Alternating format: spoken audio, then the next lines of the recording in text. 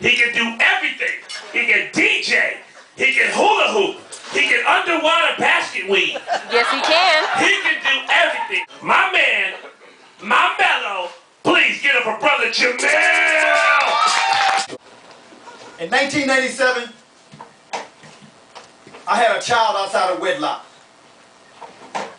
And from the news of the conception, I was captured in this intense emotional headlock. And if you know like I know, the arms of responsibility grip intensifies when it suddenly shows signs of weakness. I showed signs of weakness. My ability to be compassionate was in such a fetal stage, and compassion frowns upon selfishness. I had only lived for myself at this point of my life. Life brought about transformation. Transformation meant change. Change is what became of all of my dollars to be divvied up with some short division due to insufficient funds. I can't feed my baby on crumbs. And that feeling of inadequacy made me numb to the outside world, including baby's mom, but I continued on like nothing was wrong. Smiling and partying like nothing was wrong. My mask is what Smokey Robinson meant by tears of a clown. See, I was supposed to be the smart one of the family. I was supposed to be successful before starting a family. Being a good math student, I figured the order of operations would come naturally. But months went by with this ill communication. So by the mother's emotional evaluation, I would become the X variable in this equation, being X out of consideration.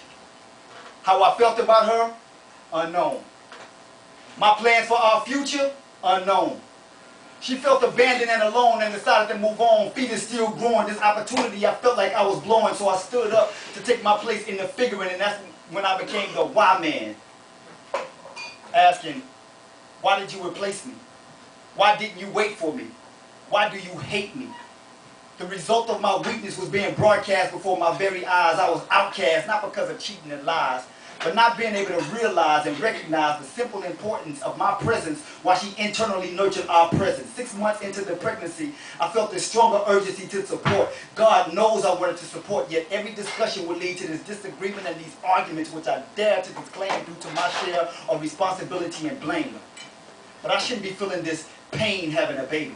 And I shouldn't be made to feel ashamed having a baby. I just wanted to be a father, not a statistic of a single-parent home.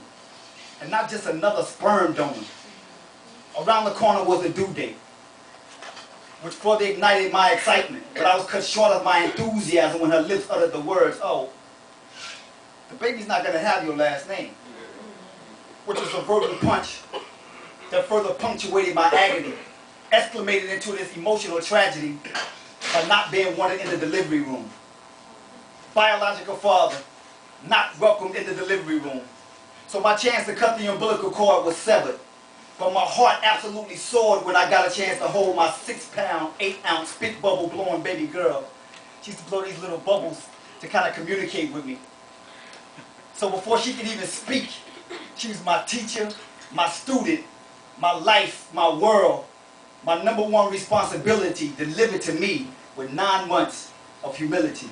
And to her, I say thank you. Thank you, baby. Thank you, Jackie.